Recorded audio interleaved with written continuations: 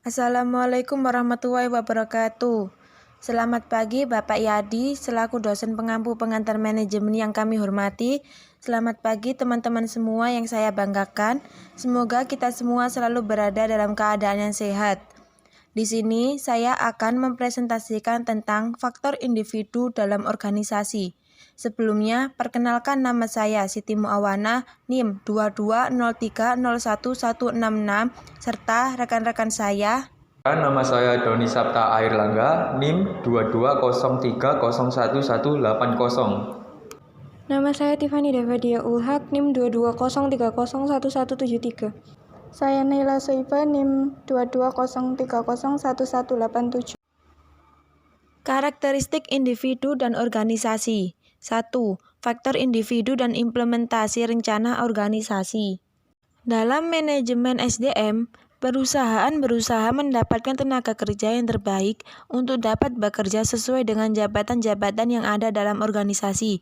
Maka dengan demikian, langkah implementasi sangat ditentukan oleh sampai sejauh mana SDM perusahaan yang telah dipilih dan ditempatkan tersebut menunjukkan kinerja terbaik. Dengan demikian, maka faktor SDM kembali menjadi kunci penting dalam langkah implementasi.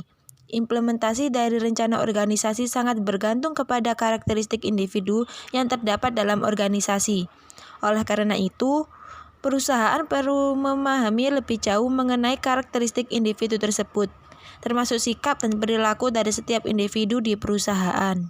2. Kontribusi dan kompensasi. Apa sih kontribusi dan kompensasi itu? Kontribusi adalah apa yang diberikan oleh individu bagi perusahaan atau organisasi. Sebaliknya, kompensasi adalah apa yang diberikan oleh organisasi atau perusahaan bagi individu. Kedua konsep ini akan saling mempengaruhi dalam hal implementasi rencana organisasi. Tujuan organisasi tidak akan tercapai jika masing-masing individu tidak memberikan kinerja yang terbaik bagi perusahaan. Bentuk-bentuk kontribusi yang dapat diberikan individu diantaranya adalah usaha, kemampuan, loyalitas, keahlian, waktu, dan kompetensi. Adapun bentuk kompensasi yang diberikan oleh organisasi adalah berupa upah, kepastian kinerja benefit, peluang, karir, status, dan peluang promosi. 3. Memahami faktor individu dalam organisasi. Ada 3 faktor yang perlu kita pahami lebih lanjut mengenai faktor individu dalam organisasi. Yang pertama yaitu kontrak psikologis. Kontrak psikologis adalah suatu kesepakatan tak tertulis yang muncul ketika seorang bergabung dengan sebuah organisasi atau ketika tenaga kerja bergabung dengan perusahaan. Yang kedua, kesesuaian tenaga kerja yang dibutuhkan perusahaan. Kesesuaian tenaga kerja yang dibutuhkan perusahaan terkait dengan individu dari tenaga kerja. Perusahaan mengadakan proses seleksi yang dilaksanakan begitu ketat, tetap saja mempunyai keterbatasan dalam mendapatkan orang yang benar-benar tepat, serta terjadi perubahan di lingkungan organisasi. Yang ketiga, keragaman individu dalam organisasi. Keragaman individu dalam organisasi adalah manusia ditakdirkan tidak sama, baik dari sisi latar belakang biologisnya, latar belakang pendidikan, hingga berbagai faktor yang mempengaruhi karakteristik setiap individu tenaga kerja. Oleh karena itu, perusahaan perlu memahami keragaman ini secara lebih terbuka dan menerimanya secara dinamika yang terdapat dalam organisasi manapun. Baik, presentasi akan dilanjutkan oleh rekan saya. Perilaku dan kepribadian individu. Kepribadian merupakan karakteristik psikologis dan perilaku dari individu yang sifatnya relatif permanen yang membedakan satu individu dengan individu lainnya. Manajer dituntut untuk memahami kepribadian dari setiap individu, agar manajer bisa mengetahui cara terbaik untuk menghadapi mereka, yaitu dengan cara mengetahui 1. Tingkat persetujuan, menunjukkan tingkat kemampuan individu dalam berinteraksi dan bekerja sama dengan orang lain. Yang kedua, tingkat keseriusan dan kesadaran, menunjukkan tingkat keseriusan individu terhadap rencana pencapaian tujuan dari organisasi. Yang ketiga, tingkat emosi yang negatif, menunjukkan kepada ketidakstabilan emosi yang dimiliki oleh individu. Yang keempat, tingkat keleluasaan dan kenyamanan, menunjukkan kepada kemampuan individu untuk merasa nyaman dan leluasa bagi orang lain untuk berinteraksi dengannya. Tingkat keterbukaan merujuk kepada perilaku individu untuk bersikap terbuka terhadap orang lain. Keterbukaan ini mencakup kesiapan untuk menerima ide-ide baru, belajar dari orang lain, dan keterbukaan untuk menerima kritik dan saran. Individu yang tingkat keterbukaannya tinggi akan memberikan dampak positif bagi perusahaan. Sebaliknya, individu yang tingkat keterbukaannya rendah justru akan menghambat proses interaksi dalam organisasi. Dikarenakan, ketertutupan seringkali justru menimbulkan persepsi yang keliru atau kesalahpahaman dalam berorganisasi. Perilaku individu lainnya yang mempengaruhi organisasi antara lain yaitu yang pertama, locus of control, menunjukkan kepada sebuah keyakinan yang dimiliki individu mengenai hasil yang mereka peroleh merupakan akibat dari apa yang mereka lakukan. Yang kedua, self-efficacy, menunjukkan kepada kepercayaan diri dari individu untuk dapat melakukan sesuatu. Yang ketiga, authoritarianism, menunjukkan kepada keyakinan individu akan peran tingkatan hierarki dalam sebuah organisasi dan kaitannya dengan kekuasaan dalam organisasi. Yang keempat, Machiavellism, menunjukkan kepada perilaku untuk merekayasa perilaku orang lain selama rekayasa perilaku tersebut akan membantu kita dalam mencapai tujuan. Yang kelima, self-esteem, menunjukkan kepada sebuah keyakinan dari seseorang atau individu bahwa dirinya layak untuk mendapatkan penghargaan.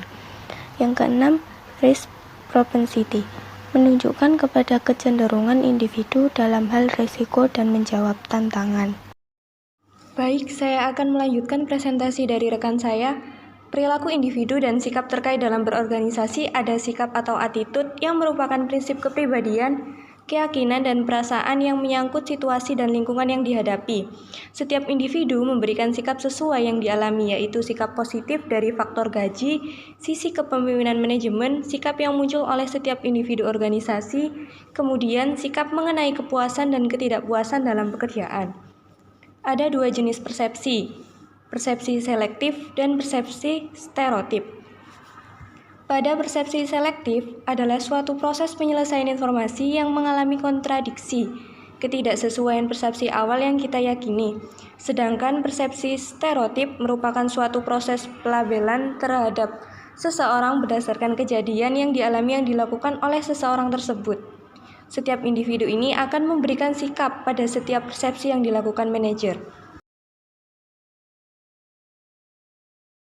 Pada isu seputar perilaku individu dalam organisasi, terdapat stres 3 tahap, yaitu tahap 1 alarm, yang merupakan individu mengalami sesuatu yang menyebabkan dirinya memberi respon berupa tekanan, kondisi fisik atau perintah di luar kebiasaan, seperti stres, panik, dan lain-lain. Tahap yang kedua, resisten, yaitu tahap individu melakukan penyesuaian diri dalam reaksi respon yang dia lakukan pada tahap alarm, seperti tindakan menyelesaikan sesuatu, membiarkan sesuatu, atau berupa pengabaian terhadap sesuatu. Tahap ketiga, exhaustion, tahap individu yang mengalami indikasi lain akibat dari penyesuaian tahap sebelumnya.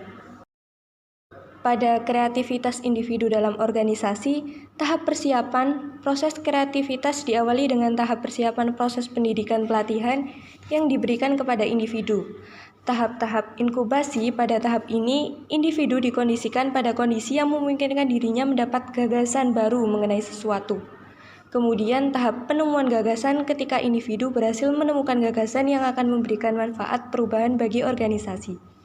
Setelah itu, tahap pengujian merupakan tahap akhir dalam merealisasikan gagasan mengenai pengujian dalam suatu gagasan yang telah dihasilkan agar bisa diimplementasikan. Baik, saya akan melanjutkan presentasi dari rekan saya. Yang selanjutnya yaitu mengelola individu dalam organisasi. Pada tahap implementasi yang akan menentukan berjalan tidaknya rencana yang telah disusun adalah faktor sumber daya manusia yang telah diberikan tugas untuk menjalankan rencana. Agar dapat menjalankan tugasnya sesuai dengan yang telah ditetapkan, fungsi yang perlu dipelajari adalah fungsi pengarahan, yaitu fungsi yang membahas bagaimana sumber daya manusia dapat diarahkan oleh manajer secara konsisten. Baik, itu tadi presentasi dari kelompok kami. Mohon maaf jika ada kesalahan. Terima kasih. Wassalamualaikum warahmatullahi wabarakatuh.